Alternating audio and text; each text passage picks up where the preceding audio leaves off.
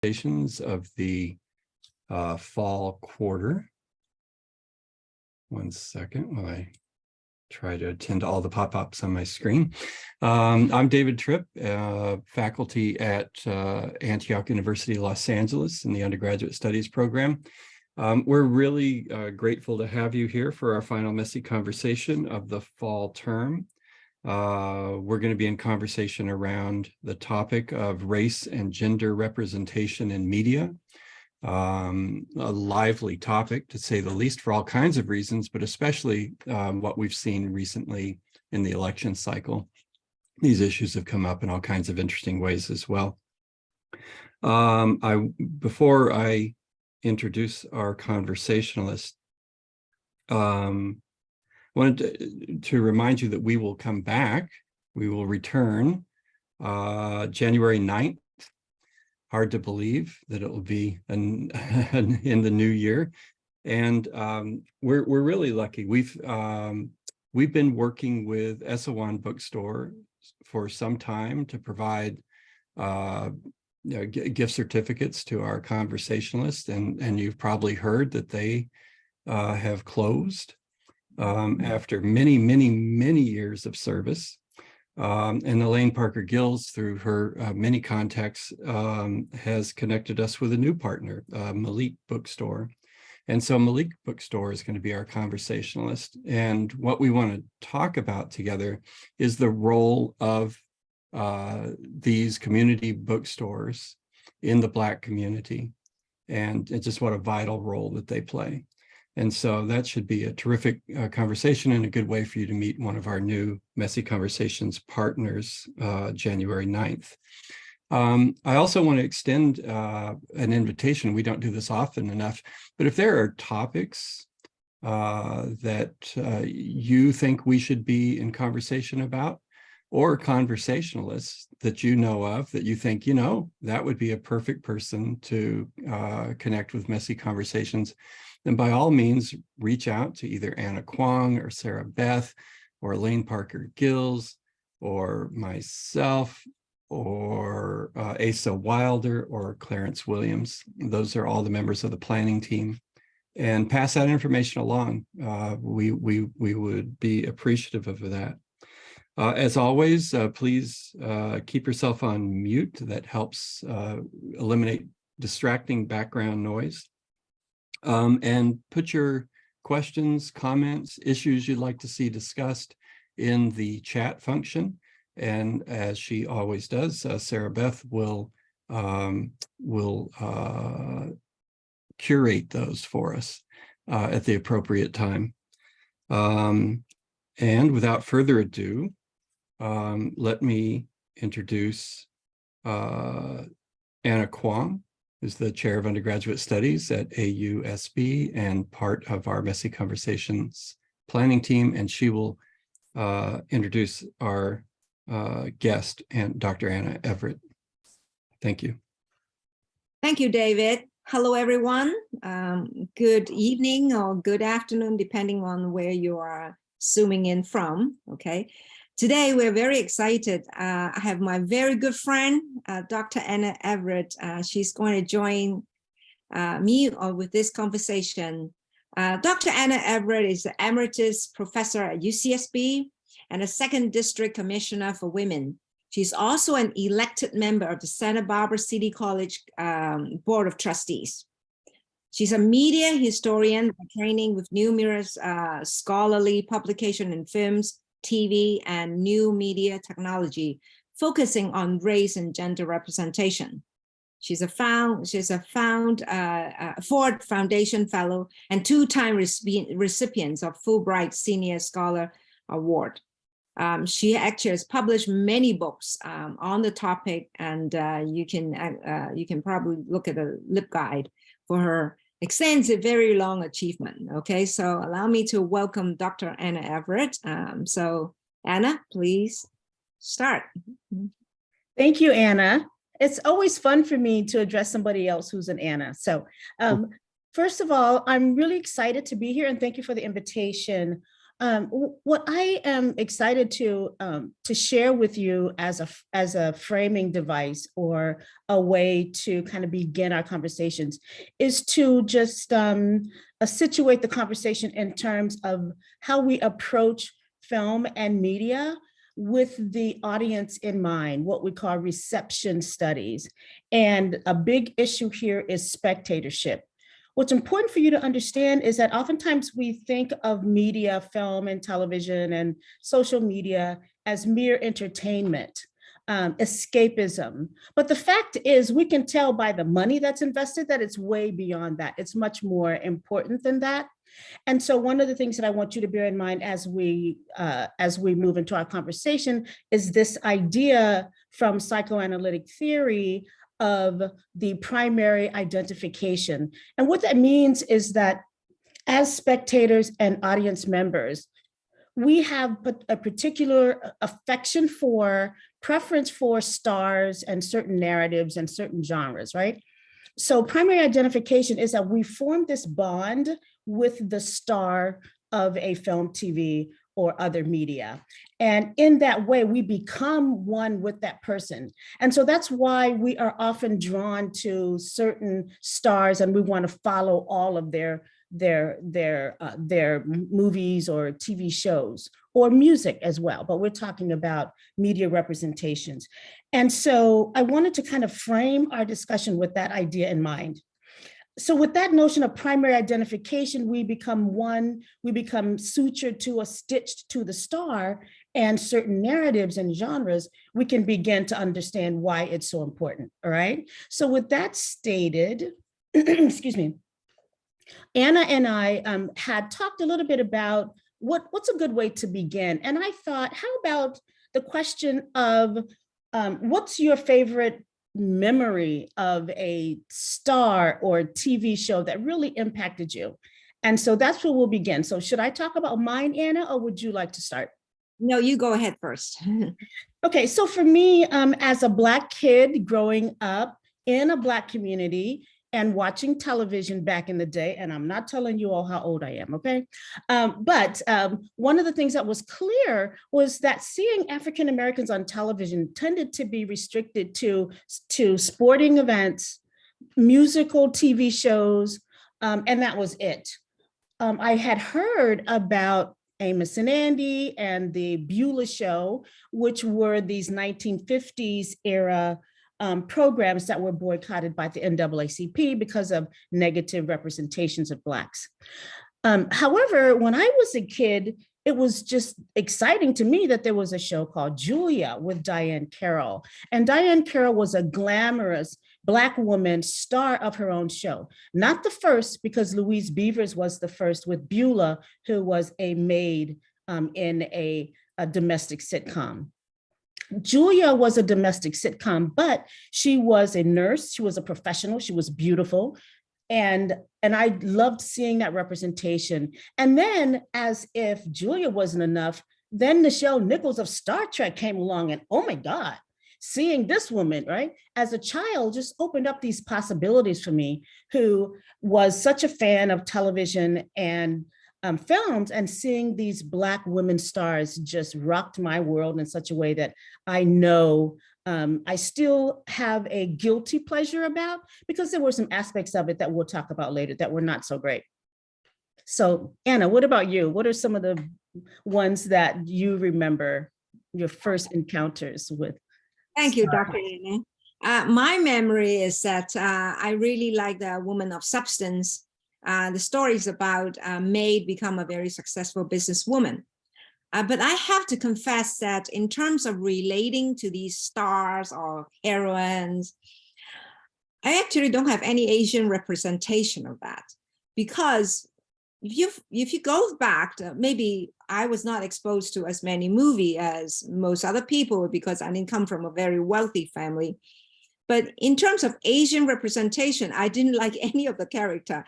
I really like Nancy Kwong because her look, but by the way, she's Eurasian, so she's not really 100% Asian.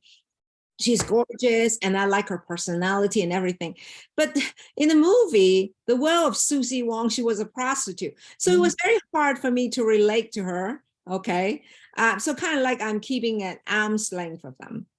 But my another experience of Asian representation in the movie was watching the movie Good Earth. Now I read the book, and Good Earth is a very interesting book. It's about Wang Long, a Chinese man, about his struggle, his stories. The novel was really great. I read the novel, and it's amazing because it's exposed a lot of traditional Chinese rituals that's on one hand glorifying, on the other hand is pretty ugly. Okay, so that's why I really like it. However, in those days, they practiced something called a yellow face. To be honest with you, I don't see myself color in yellow, but yellow face is the term, okay? I don't know, once in a while, I do unconsciously try to avoid wearing anything that's too yellow because I'm worried I may really change into something yellow. Anyway, the technique was a yellow face. Kind of like it's a technique that they use it to use to make Caucasian look like Asian. But I don't know, but they seriously did a terrible job. So much so that I really feel that they make the person look very wicked because the eyes are very long and very small. But actually, if you see the real Asian, is our eyes are small, but our eyes is not very kind of like not in one line. Okay, our eyes are more round. Okay, so I felt that I didn't relate to them because I've never seen human being like that. I've never seen Chinese men or women like that. But nonetheless, it was portrayed there. But I was confused. I was very young. So I thought, well, it's fake. Well, Mickey Mouse was there. So Mickey Mouse never really is real. So I thought that they're just doing something is not real. So I didn't think too much about it. But when I grew up, when I came to this country, then I became a bit embarrassed about the mistakes that Hollywood make. I'm pretty sure that it's more mistake than that they're not sensitive. Okay, when you watch Mulan, I don't know how many of you watch Mulan, both the animated and also the real person movies, is that you'll find that Mulan, she was going to the matchmaker and she painted her face white. I hope that they do understand that a model of beauty in pure white powder actually is a practice in Japan. It has nothing to do with China. But Mulan is actually a legendary, a story from China. So when they mix it up, then it's well, many of my friends consider it's humiliating. For me, I think it's embarrassing because, well, it's such a big movie with so much money they put in, and they will not spend some money to do the research and get the background right. So that is that's very sad for me. So as a childhood, I would say that Asian representation gave me confusion, humiliation, feeling embarrassed because I'm American now, I'm an Asian American, and I get confronted by my friends and say, oh, you Americans never understand the Asian. And also there's not much I could do to defend ourselves. So that's my feeling, okay? So. No, Anna, you raised some really important issues that I'd like to just circle back to. Number one, when you were talking about this concept of yellow face, what does that mean? How does that even, have a relationship? And so that now you're extending that to the color of yellow. Let me just say, embrace the yellow, okay? Because that has nothing to do with the color as much as it has to do with this flattening out of racial differences that occurs in a lot of media representations, right? And so it really is an extension of this notion of blackface, where when cinema began with Birth of a Nation and also on the theater, minstrel theater, at the turn of the 20th century, the idea was that whites would perform Blackness by putting on blackface. And so that notion was about how this white representation and misrepresentation of Blackness got to be established as a media tradition. And so as people began to reject and resist that, and people started to also notice that, well, there are these similar ways in which other ethnic groups, brown face, for example, have been used to distort Black and other, races as specific identities. So that's where it comes from. There is a historical lineage.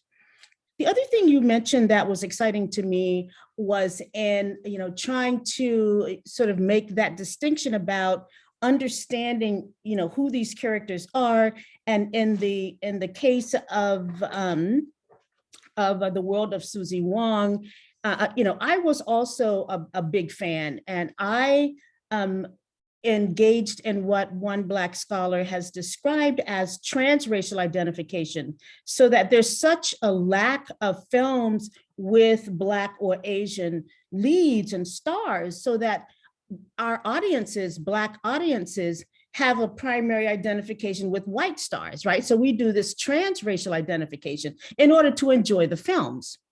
Now, one of the interesting things that has happened in our study of spectatorship and how audiences interact and bring their own sense of understanding of a text is that some audiences actively resist some narratives that they go to see.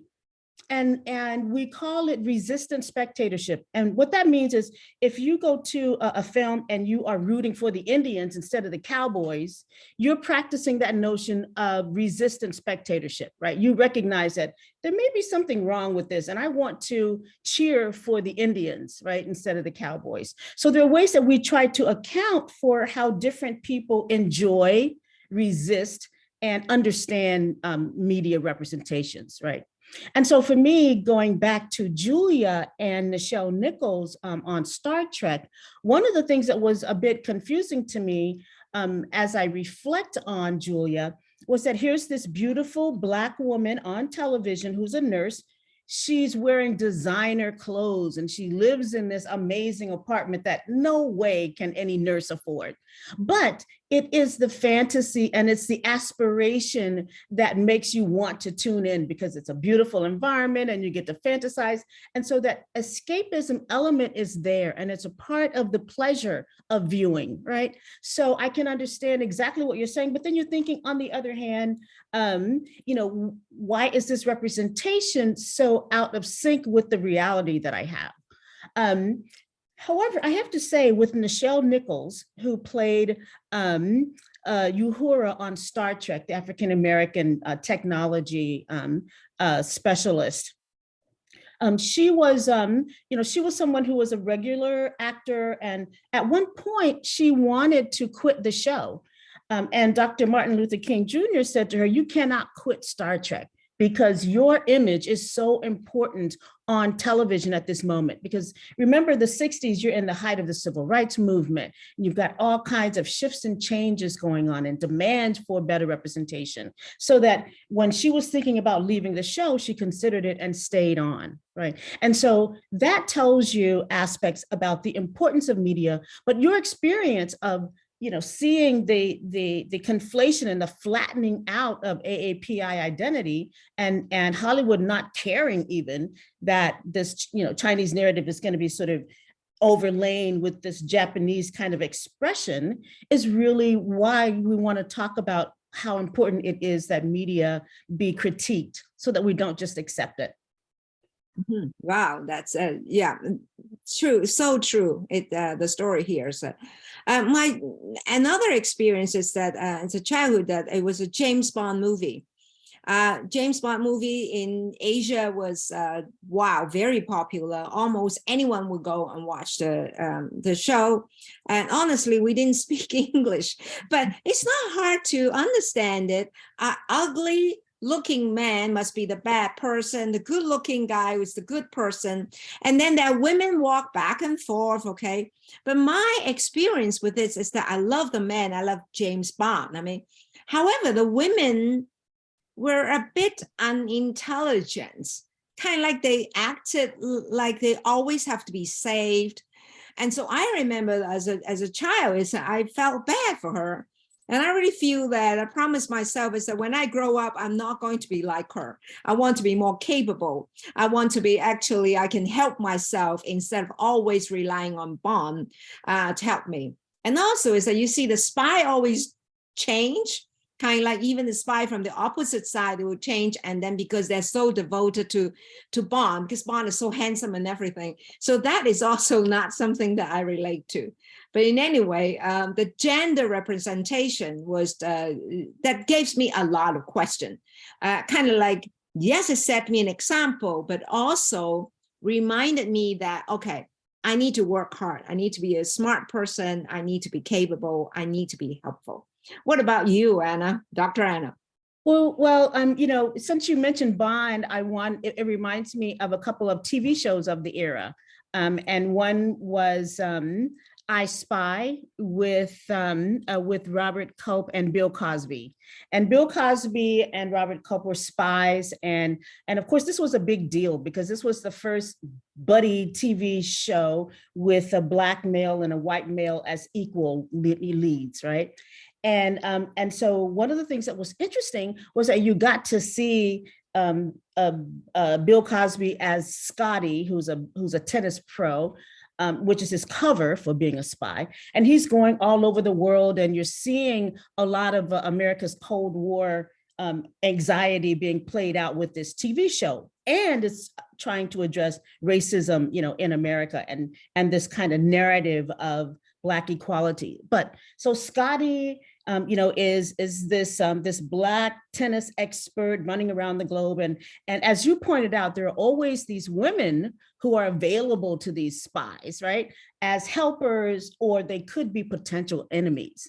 But it is the case that on television, some of the sexuality of Bond is toned down, so they're not wearing as scantily clad outfits as they are, but they're still alluring, and you know, and this idea that they are the love interest of the spies are a big deal. But the big deal was that Bill Cosby and Robert Culp were co-stars and having equal roles.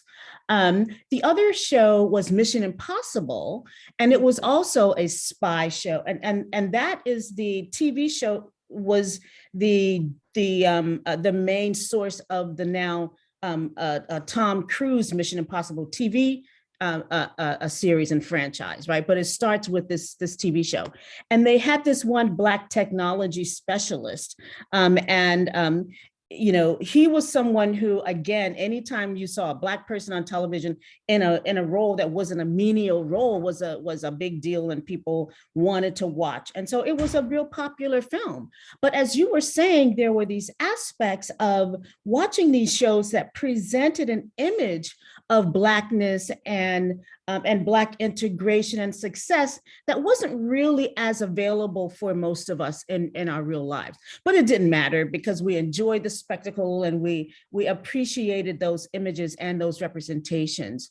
You know, for me at that period growing up, they were a window of possibility, because for Black kids growing up in the ghetto and working class areas, if you don't see professional Blacks, if you can't see it, you can't be it. And so they really did make a difference, and they contributed a lot to, you know, our self-identity and our ability to kind of think about what the future might hold for us as kids growing up.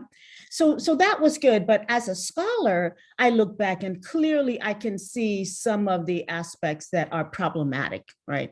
And so, you know, again, you know, many of the ways in which, you know, Asianness was represented in the Cold War narrative, you know, there were some Africans who were presented, but they were always these kind of foils and the antagonists to the American and largely white protagonists, you know. So, but again, when you think about the impact of these shows on young people, you know, it's really important that we try to have some kind of historical background and context for these images. And again, it's okay to enjoy, but you need to be able to recognize where some of those problematic spots are. Dr. Anna, I also like to mention is that when Hollywood make movies, they always place the S and two-stroke money. The income is a big thing about them. So I think you mentioned about that because of the income, it becomes an excuse or an alibi for them to not representing the minority group. And we can see the trend here is that it used to be that there no Asian representation, not too many African-American representation. But then came Bruce Lee. Bruce Lee, who actually was a Kung Fu person, he basically changed the impression of the Asian society. Now, Bruce Lee was actually a Kung Fu master. He really can do Kung Fu. And the Asian society admired him a lot. But then when Bruce Lee passed away, at a very young age, I think he was only about 30s, okay? So then suddenly there was a vacuum. So they were making a lot of money and suddenly they didn't have that to continue. So they worked very hard to develop Jackie Chan. So what they did was that they sent Jackie Chan for a plastic surgery so that they look a bit more like Eurasian again, okay, bigger eyes and taller nose. And also, but Jackie Chan is actually not a Kung Fu master. He was a stuntman. He learned to be a stunt person. So he can fight, but it's amazing that in the movie, he was portrayed just like Bruce Lee. And of course, then the box office came back up. But then since then is that whenever there's Asian, then you expect that they're all with the Kung Fu role, almost that there's nothing else. Even today, okay, as close as to now, okay, I mean, the agent of S.H.I.E.L.D., Melinda May was played by Mei-Na Wen, and a lady, she played the Joy Luck Club as well, but in her new role, it's all fighting. I mean, if she's not fighting, then she's not acting. So I really feel that sometimes this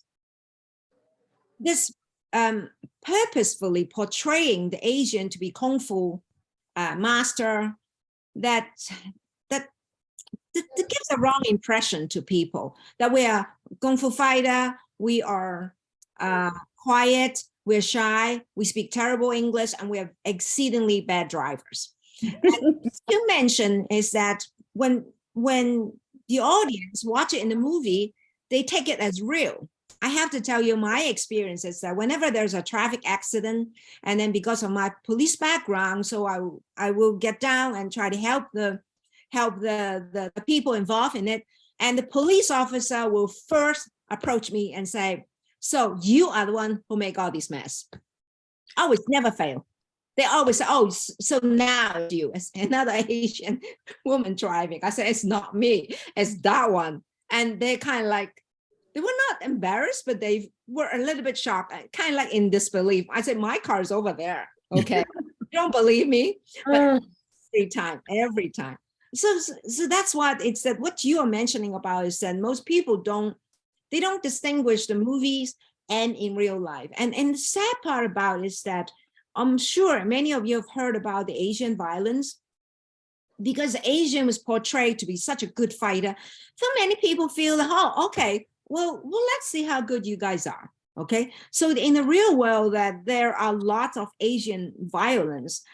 Between year 2020 and 21, we actually had an increase of 149% of Asian violent cases. So even though we're trying our best to actually calm it down, we still it actually increased in year 2020, and then it even went up in year 2021.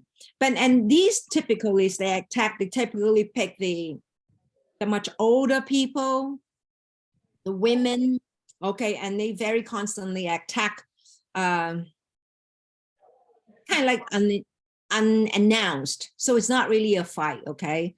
But there are some actually got very, very hurt because of violence involved. So that is something that I really feel very bad about it.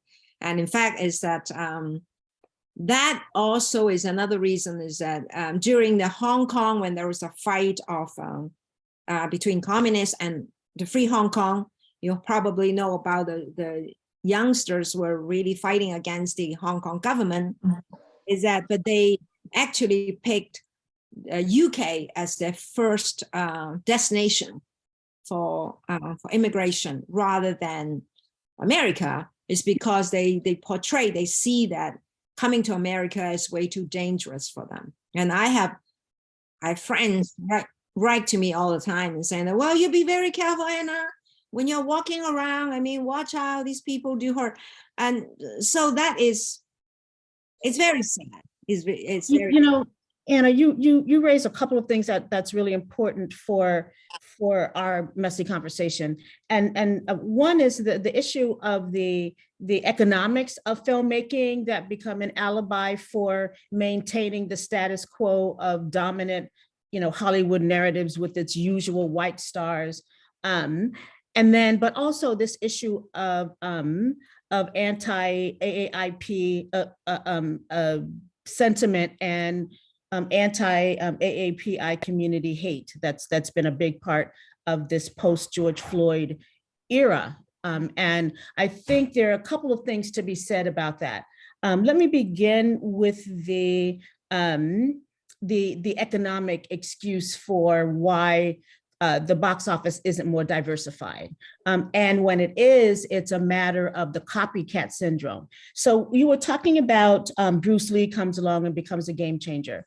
So Bruce Lee becomes a big American star on a TV show called Green Hornet. And he is the sidekick, not exactly the co-star, but a sidekick to the main star, who's a crime fighter in the cartoon genre.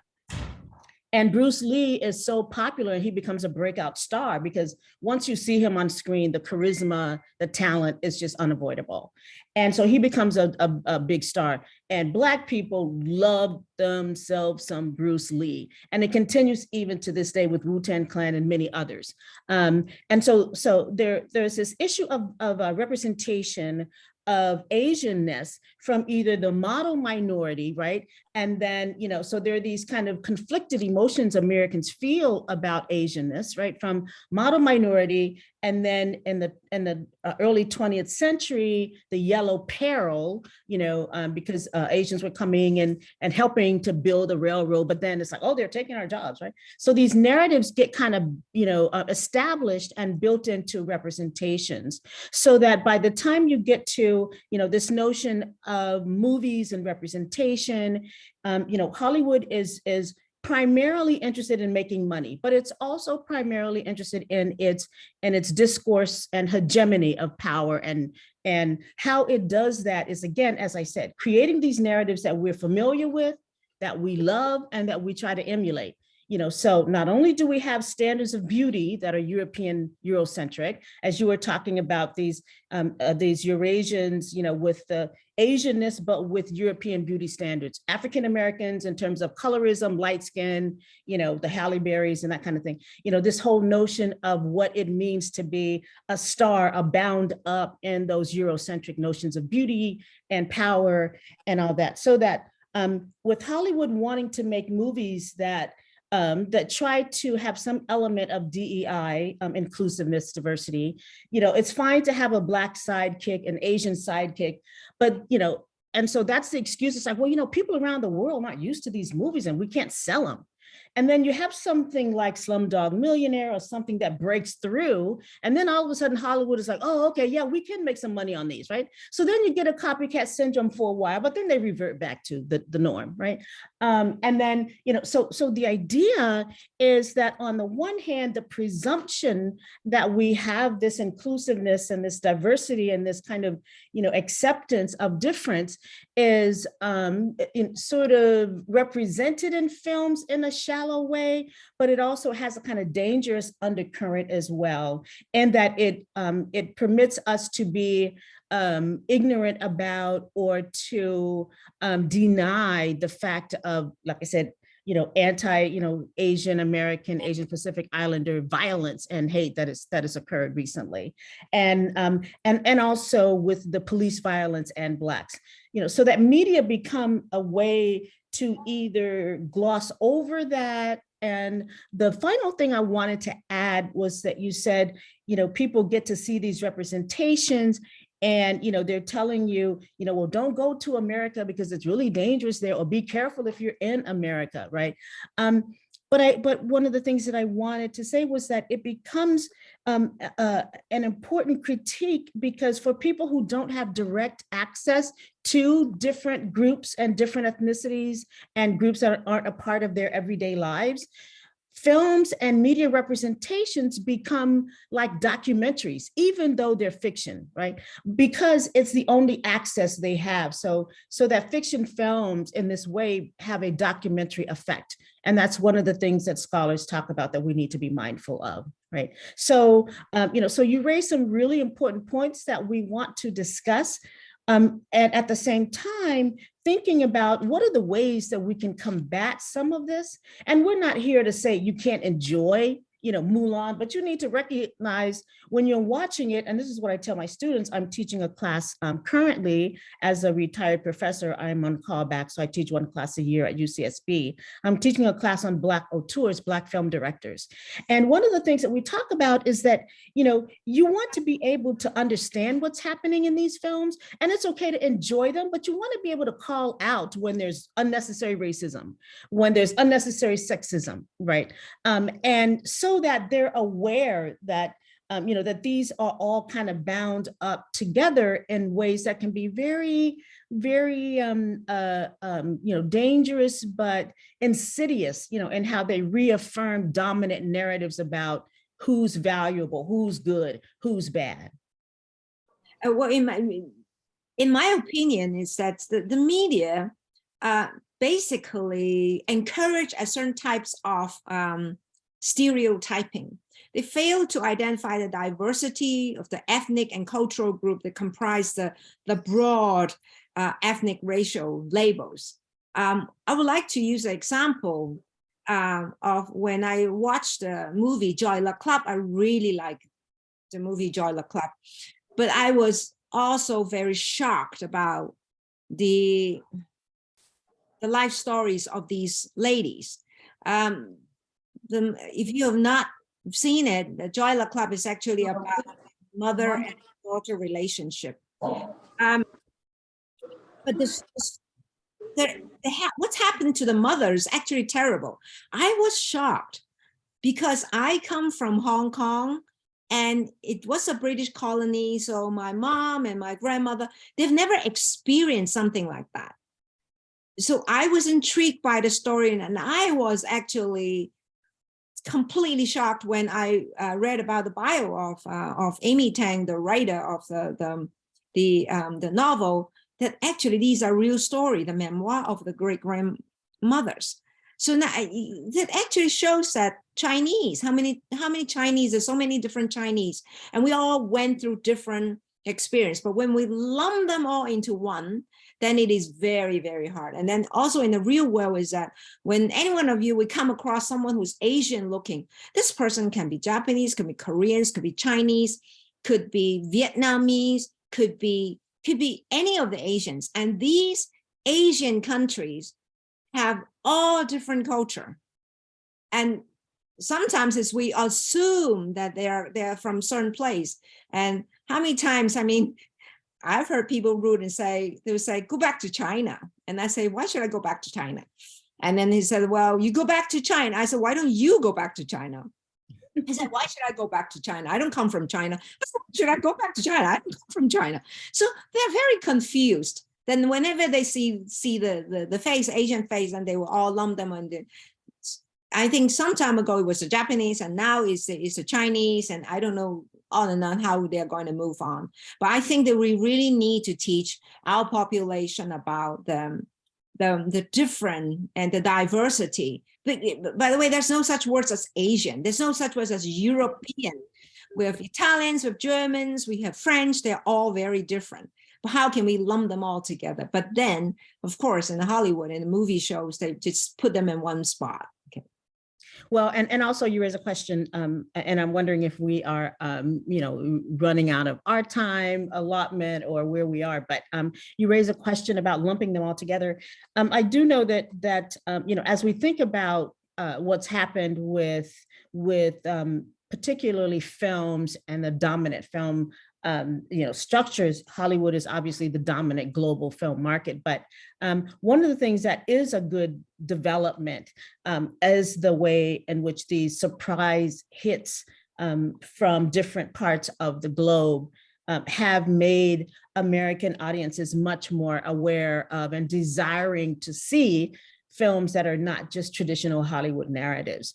And so I think that's what's exciting. And even the Academy Awards, who responded to the hashtag about 5 years ago, Oscars So White, have really made an effort to diversify what they celebrate and promote as good filmmaking.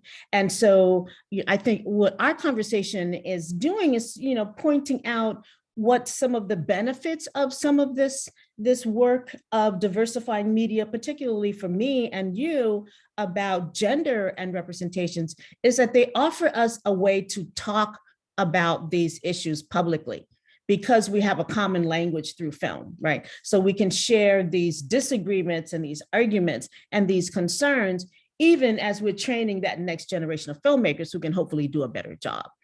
So I think it's a great time right now as we look at the diversification of films that are made available and that we can see, but we still have to be vigilant as we look at the persistence of these dangerous stereotypes, right? Racially, gendered and others. With that, Anna, Dr. Anna, let's open it to the chat. I think I see a few comments there. Beth, you want to? Yes, there are a few comments. So Mihi started us off with some trivia on another amazing Anna. The first Asian on U.S. currency, Anna Mae Wong, was turned of good on the Good Earth for a white actress. Thank you for sharing that. David is bringing up a question about positive representations. David, you want to share yours? Yeah, first, I very much appreciate the conversation. And I recognize the importance of positive representation for the communities that are being represented in media. And then I'm thinking about my family's history, and I'm thinking about my grandparents, who were lint heads, right? They worked in cotton mills. They didn't work in cotton fields, they worked in cotton mills. But they poor, just poor white trash folk. And, their experience of representations of racial diversity were almost always buffoonish, right? Or negative. And for them, that re-inscribed their prejudices, their biases. And then come to my parents' generation, where there were more positive representations, still a lot of negative ones, but many more positive representations. And for them, I think it broke two ways. There was, there's the good ones, right? And then there's a reinscribing of all the negative things again. And another probably unintended consequence, a pushback, because the good ones, the positive ones, were doing better than they were doing. And so there was that kind of pushback. So my question is simply, do you know, Dr. Everett, if there is any evidence that positive representations of race and racial diversity actually have a positive impact on the bias and prejudice of white folk? Yeah. Wow, that's a powerful question. And it reminds me of a couple of things, but I wanted to just divert just a second to the remarks you made before answering the question. And your remarks about representations of working class and poor whites in media generally. Historically, we have seen that there have been these representations of poor whites as Okies, in the Dust Bowl, and there have been those kinds of class locations in television. We've seen at the beginning a lot of working class TV shows, ethnic shows, the Goldbergs, Luigi. There were a lot of ethnic sitcoms that really addressed working class and barely middle class white Americans, and they were popular. But by the time we get to the 60s, we start to see a much more upscale and, again, aspirational representation of American life, and particularly white Americans. It becomes flattened out, and so the ethnic diversity that was once on TV and sitcoms disappears, and we get the Leave It to Beavers and the upper middle class kind of depictions of whiteness. We don't see working class identities on TV again until around Roseanne. Oh yeah, we did have the Honeymooners in the 50s, again, working class families. And we don't see that again until Roseanne and her show. And it becomes this kind of, big opening to, oh yeah, that's right. There are some working class white folks who are funny, And so I just wanted to say there's been this history of representation of poor whites that are either buffoonish, sometimes sensibly treated in films. But to get to your specific question about whether or not these positive, negative representations make a difference in people's attitudes, just to kind of wrap it up, we've started to kind of move away from this idea of positive and negative to the idea of accurate, damaging, or not. Because, you can think of somebody like Sidney Poitier, who was this magic Negro figure type, who was so ideal, never did anything, outside of that would annoy Black folks, right? And so on the one hand, that was, thought of as positive at one point, but during the civil rights movement, it was thought of as being too accommodations, not necessarily fitting with the racial demands of the time, right? And so, some images that we might consider positive in one way really are not sufficient to deal with the complexities of our time. So we've moved away from necessarily positive and negative to thinking about, our representations accurate, our representations damaging to a group, do representations suggest an attitude of white bias, anti-working class bias in the narratives, right? So that, yeah, we still think about positive and negative, but we want to be a little bit more precise, right? And so, but I do think your notion about the pushback on certain images, is true. I'm not sure if I exactly answered the question, but that's kind of what comes to mind as I think about, what you offered in terms of your own kind of, family origins in the cotton mills and the cotton head that I hadn't even heard of before. So thank you for sharing that. And then, I hope I've addressed a little bit of what you were trying to get at. Thank you, David and Dr. Anna. So I just put a comment that I was thinking about when films drop and how the public perceives the diversity of our media and filmmaking as I would imagine it's very a thoughtful planning of when those things happen. And I don't know if that's true. I'm just guessing. But I have thought about, when you said the media itself has influences beyond, our own experience. Like I catch myself often in classes when I'm teaching, sharing something that I recall from a specific context.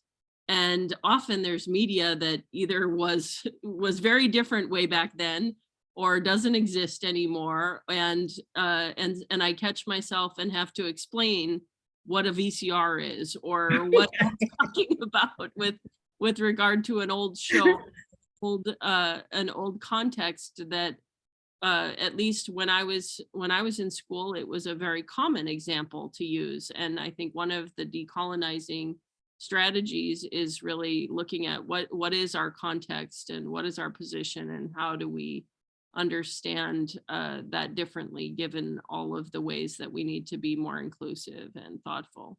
So I don't know if you have any knowledge of strategy that takes place in media or in television or movie drops, but I would be curious about that. Yeah, well, you do raise a really interesting and compelling, question. And with your own example about, thinking if I'm going to reference something that my students have no clue about, so there are two points that I want to make. One is, Sarah Beth, I really do feel like you that as I'm talking to my students, I have to remember that there was a time in this country when television and films, were a sort of common frame of reference, because so many of us saw the same thing, right? So that we could use, and people still use, references from a popular show, to make a point and to connect.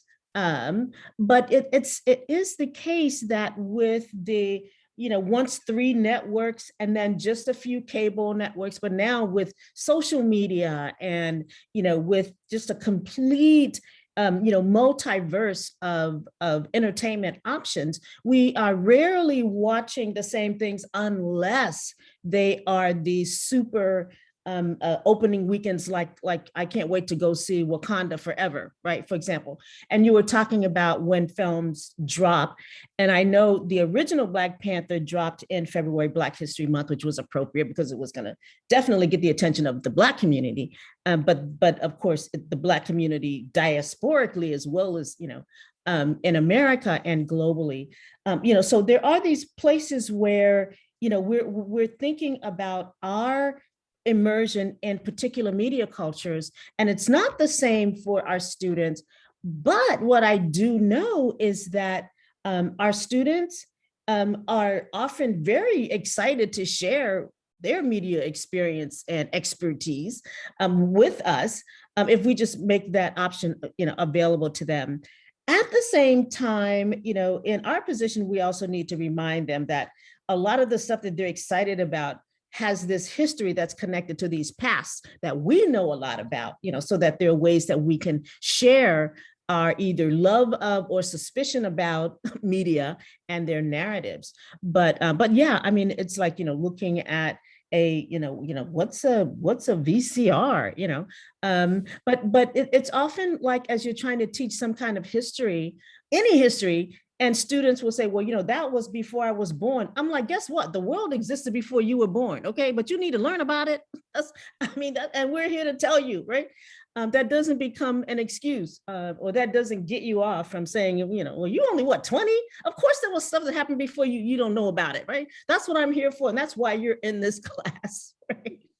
But I mean, again, because the mediaverse is just so vast and changes so much that, for me, I love learning from my students and having them teach me stuff that I don't know, while at the same time, them needing to recognize what I have to teach them is going to enhance where they are and move them further along, but it becomes a situation of, mutual respect, intergenerational appreciation for where we are. Absolutely. Does that make sense?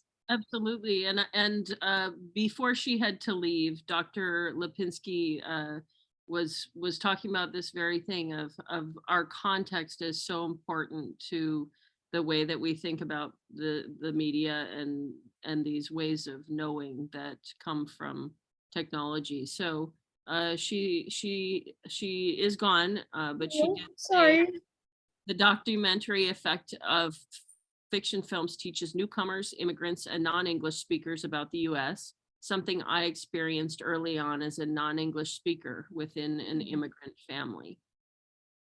Yeah. Oh, I'm glad you shared that, because it is true. And it can be both an opportunity, and it can be both a blessing and a curse, because, for those who have no real contact with groups outside of their own, you can either have this sense of of white supremacy as really a real thing, and that, white people are smarter, are better, are, because of the over representation of them in these heroic narratives and all that. And then, so that you get to buy into these representations of otherness and difference, so I really appreciate her saying that. That's a really good point. I'm sorry she couldn't stay to hear the rest of the conversation, but thank you for, let her know I appreciate her sharing that for us.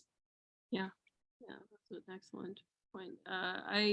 I'm struck today by the conversation that we were having last week about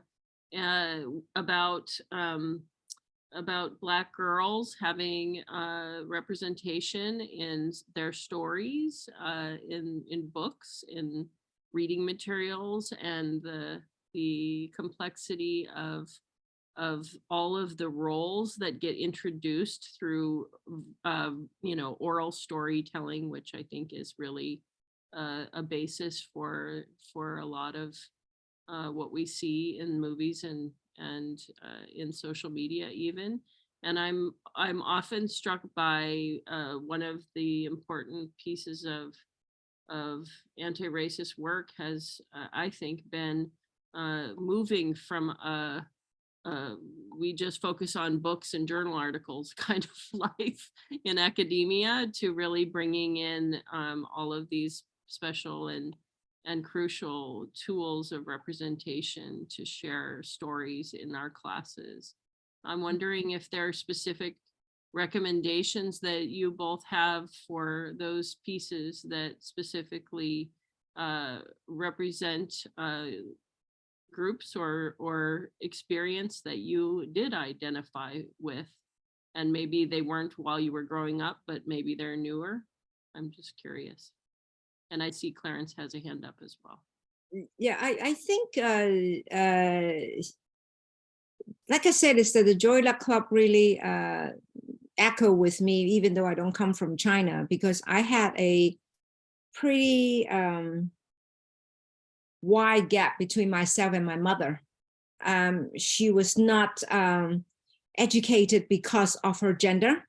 Okay, so all the brothers go to school, but she didn't go to school, and she quit school in 4th grade, and so she insisted I go to school.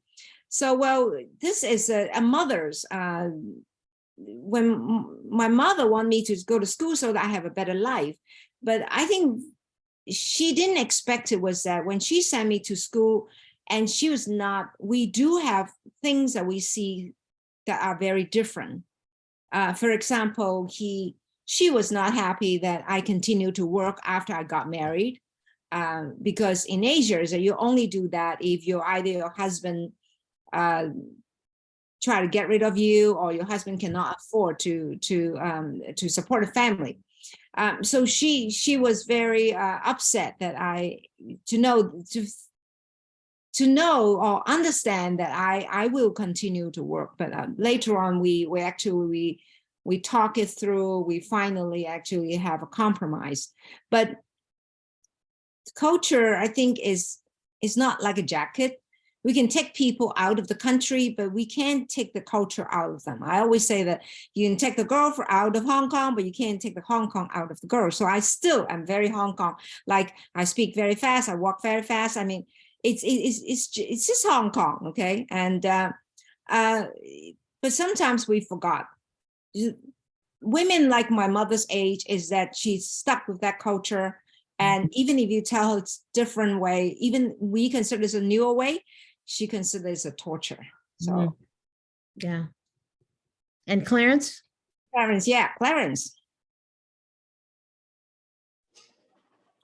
I'm sorry, I came on late, but I did want to know what is a VCR. No, seriously. Video cassette recorder. What I really wanted to, That's so funny. I wanted to dovetail on a couple of points. Certainly, Can I ask you to hold on, Karen? I'm sorry? Can I ask you to hold on just a second, if you will, because I want to let folks go if they need to. But okay. I would like to invite everyone to stay on and hear with bated breath what Clarence is going to say next. please hang out with us. Bye-bye for those who have to go. Thank you. Thank you. Thank you so much. Bye-bye. Thanks for coming. If you want to stay, you are welcome to stay, but thank you. Thank you. Take it Well, away. and quickly, have a nice holiday season, and we'll see Oh, you yes, happy January 9th. Holiday. Happy January 9th. Thanksgiving. Okay, Clarence, we're waiting. I'm sorry. Okay, so now that I know what a VCR is, I wanted to kind of dovetail on a couple of things that you mentioned. Certainly, representation for my culture, the Black culture, has been a struggle for decades, especially in filmmaking. Television, it's been a little more liberal, and opportunities have been a little more extended in getting certain narrative, topical, and social issues into play in those narratives. But when you look at the filmmaking institution as an economical industry, we've seen as of late, some of those still, those same struggles. The studio system is crumbling, as we've seen, as you just pointed out recently in your conversation, about how the advent of these new platforms, i.e. Netflix, Amazon, et cetera, they're providing other opportunities for filmmakers.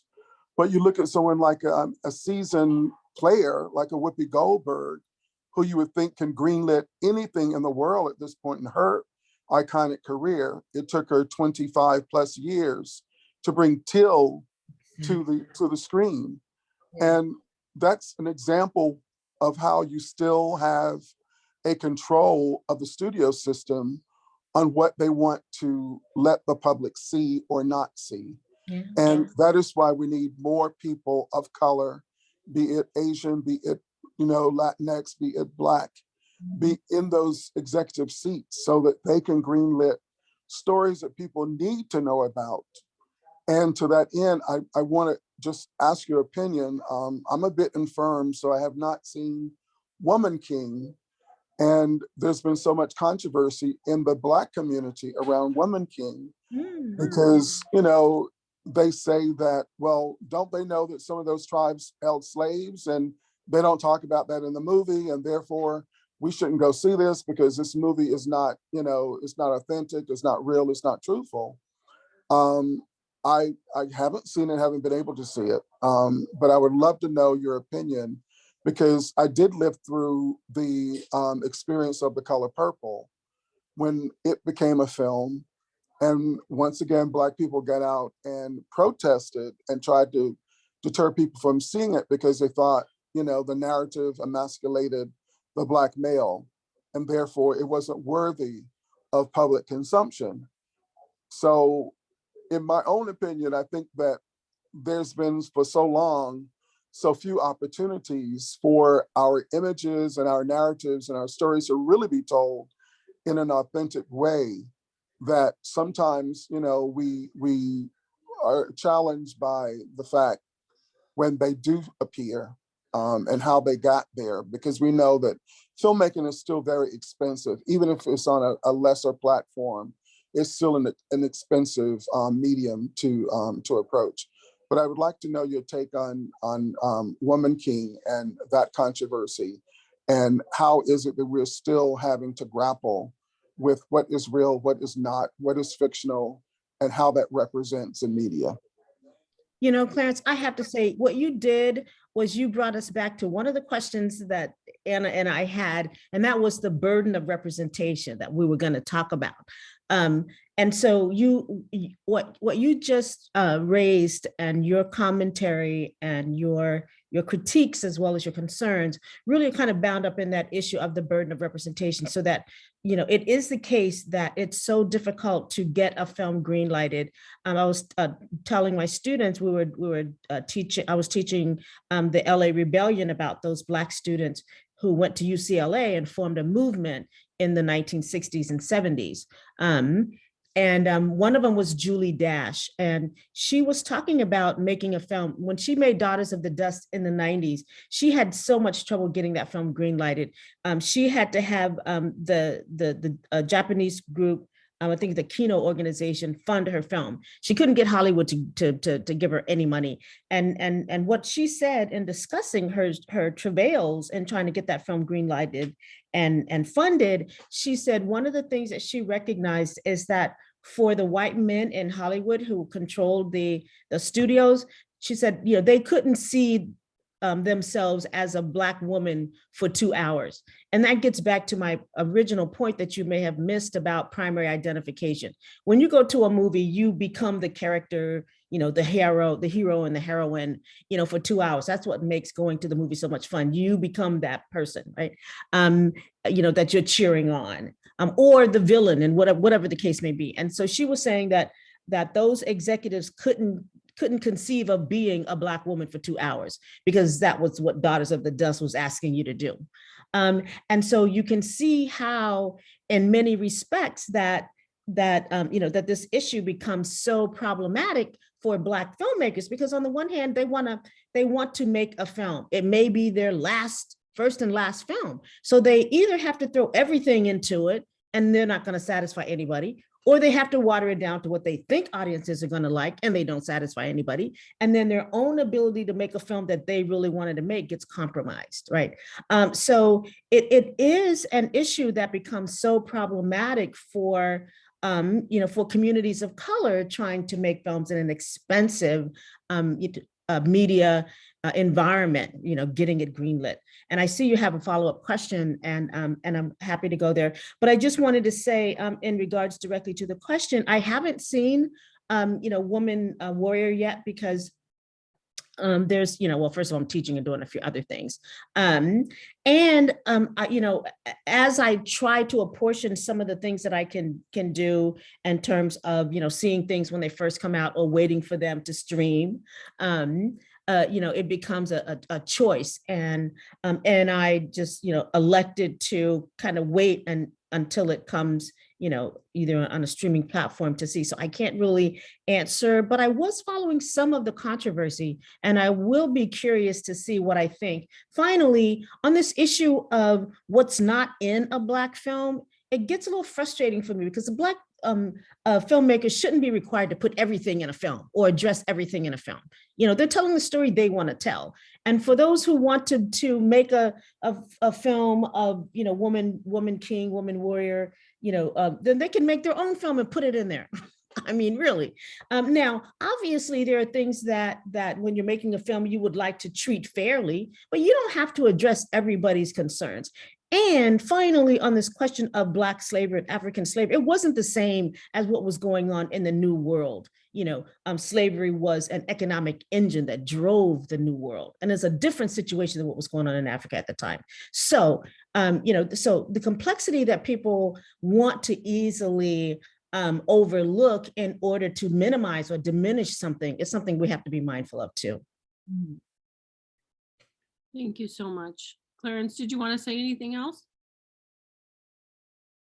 No, I mean, we're basically of like mind. I really felt that, even though I haven't seen the film as well, that it is a film. It has a limitation on how long it can be and how much content there can be, and the filmmaker has every right to tell the story, as you said, that they want to tell. So they chose to tell the story they wanted to tell, and it's a 2-hour film. You can't tell everything. Exactly. So hopefully my people will start to understand that, and our opportunities seemingly are still few and far in between. So we take the presence of a film very seriously these days. But I too have not seen Wakanda Forever, and I'm very excited about it, because no longer can Hollywood say that, Blacks don't sell, right? Exactly. Yeah, it's a nice Black film, but it doesn't play well globally. So, we can't really put that much money into it, and it has to stay domestic. That argument has been blown out of the water now. So Many times. It's going to be interesting this decade of reality. And I just want to quickly say, Crazy Rich Asians, I love that film. I loved Me it. too. I loved it. And I don't know why we can't have more Asian, populated films. And I also don't understand why we can't have another Asian sitcom. Fresh Off the Boat is no longer on, network television. And I know it was a struggle probably for them to get that opportunity, but representation is important. And, just to share my own observation of television, the shows that are most diverse, I feel, are the most popular and the ones that last the longest, because they're able to address, especially the dramas, they're able to address more topical storylines that are in real time. So we've seen the storyline of Asian hate. We've seen the George Floyd modeled issues presented, and it continues to offer opportunity to get real life narratives out there. Whereas film is a particular narrative, a particular story, and there's not a lot of wiggle room unless it's purely fantasy. So I'm just offering that. Good point, Clarence. Thank you very much. Okay, so now is 5:11. Lots of love for you both in the chat. There were people who left you comments, so I hope you get a chance to read them. And also, Anna, did you want to say more about that movie? Crazy. Yes, the Crazy Rich Asian is that the investors were very disappointed that the female leading role was not a white person, and they proposed to change it, to replace it. But the writer actually said that, no, I'm going to pull out if you're going to change it. So they forced them to keep the female leading role. And of course, is that you probably heard about Constance Wu, the struggle she went through, and her harassment from the producer, and she was very worried about being dropped. That I think that's also another problem, is that sometimes Asian women are too much overly, how they use the term, sexualized. Hypersexualized, yeah. Sexualized. I mean, it really don't need to do that. I mean, I'm sure there are many other stories that they can tell about Asian women, but when they are always relating to the sex industry or any of that, that makes it very hard for the real people. When they see an Asian woman, they don't know what to do with you. Even when I'm teaching, is that I don't feel that anymore. But when I first started teaching, I felt that very often the men students, or even sometimes men professors, they basically don't know what to do with me. It's kind of like a female professor. I mean, so because the girlfriend, they're either the girlfriend or the secretary or the mother.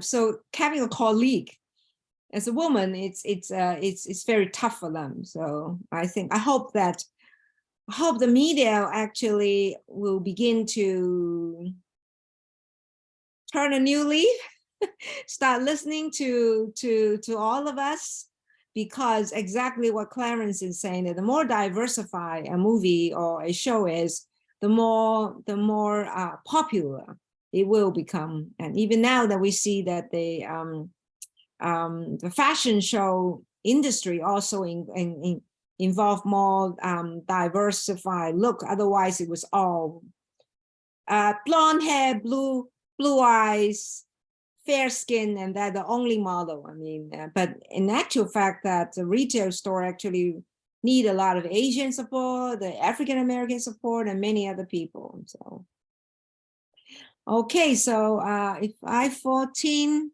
Sarah Beth. Yeah, so the last comment here is from Lily. Lily's making a suggestion or a recommendation. Lily, do you want to share your recommendation? Hi, Lily. Hi there. I'm a student here at the Seattle campus. I've really enjoyed this conversation. I'm really grateful to have been exposed to it. Just along the same vein of thinking about helpful representation, I am really grateful to have been exposed to a show called Pose. I don't know if anyone here has experience watching it. I see David nodding his head.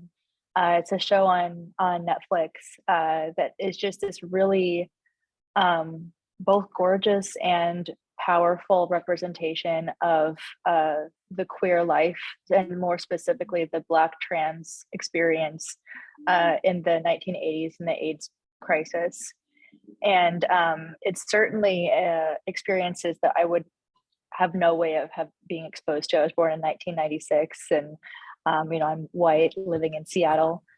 So this was just a really powerful representation that I think was really helpful, and I'm really grateful that the amount of production and representation was put in, and the fact that they actually used a cast that was Black trans women. It's always really important to see. So any way that I can recommend that show, I think it's really powerful. I'm really grateful for it. Lily, thank you for that comment. I just wanted to say what you point to, and in fact, Anna and I were thinking about questions, and one of them was going to be, what are some shows that we like and that we think are doing, some of the work of moving, the discourse forward. And one of the things that's so important is it relates a little bit to what Clarence was saying about the multiverse and the different kinds of competitive entertainment venues out there now. That Hollywood is forced to be a little bit more responsive to diversity and equity and inclusion in terms of storytelling. And, so what you were saying is that what makes this current environment so productive and useful is that, people of color don't have to wait for Hollywood to tell the story. They'll tell a story and then it'll sell. And then all of a sudden Hollywood comes, looking for them, like Issa Rae and Insecure. But she did her, a diary of an awkward Black girl, online. And then, it was so successful that they came looking for her. So that there are these outlets now that can tell diverse stories that Hollywood didn't want to tell, said it couldn't tell, didn't know how to tell. That has kind of given lie to that inability or that desire not to tell those different stories. So, you really raise a good point in that now we have some options where we can see some stories that would not have been touched by mainstream media studios and companies, and that is a good thing. I haven't seen Pose, but I'm definitely going to look into it because I've heard about it before, but I just haven't had it. There's so much now. I mean, there's a lot, and so thank you for raising that point, and thanks for being here. Yeah, absolutely. Thank you so much for both you, Dr. Anna, and you, Anna, the two Annas. It's been a real joy and a gift to be here and listen to you speak and share your experiences. Thank you very much. Thank you, Lillian. I want to second what Lily just said, and also, to think about the fact that people can create content and post it on YouTube or some other place, and that it gets picked up. And I think you just spoke to this, Dr. Anna, of when you have such limited time and you have so many things to do and so many responsibilities, to actually take the time to think about what you're putting in front of you and what you want to see is a sort of an interesting exercise. And all of the stories that you shared today and the incredible scholarship that you've engaged in on these topics. So thank you for the themes and for helping us to. My pleasure. And thank you, Kelsey. Thank you. Thank you, Kelsey. LA student. Okay, she takes a class from me in Santa Barbara. Oh, great. I take all of her classes. Oh, great. I love those unsolicited testimonials. They really mean something. That's I great. take all of Sarah Beth's classes. Oh, great. Oh, wow. That's And she wonderful. works at the front desk in the Seattle campus. So if you think we're just on Zoom, it's not true. There's actual people at a campus. Oh, wow. Great. Oh, thanks for that 360 view there, Lily. I take all of Elaine Parker Gill's classes. He's a mess. As do I. Dr. Anna, may I Yes. just ask quickly, what course are you currently presenting? Yeah, it's called Black Auteurs, Black Film Directors. So I Oh, started that's with, right, you said yeah, that. with Oscar Michaud and come all the way up to Jordan Peele and Ryan Coogler and but Shonda Rhimes Oh, okay. and I talk about Oprah and Tyra Banks as auteurs. I've sort of redefined what an auteur is, and Pam Grier I consider an auteur. So anyway, it's like this idea of the director, one person being the organizer of a meaning of a text. So I've expanded it to include some of these real popular Black performers who haven't often been thought of as auteurs. I'm so happy to hear you mention Oscar Michaud, because that's really important.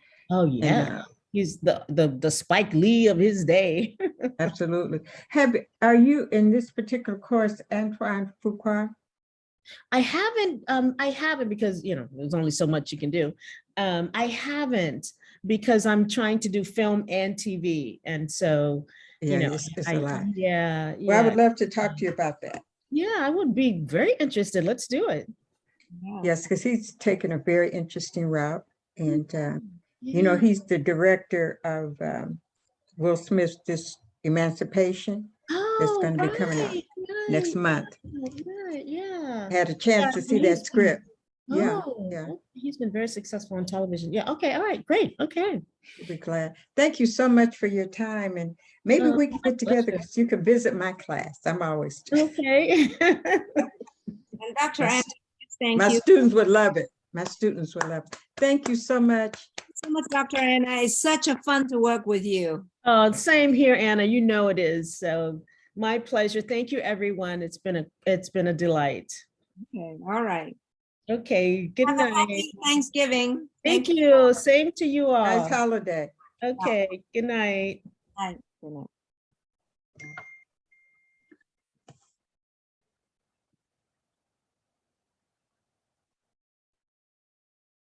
We made it through fall. Yeah. Yeah.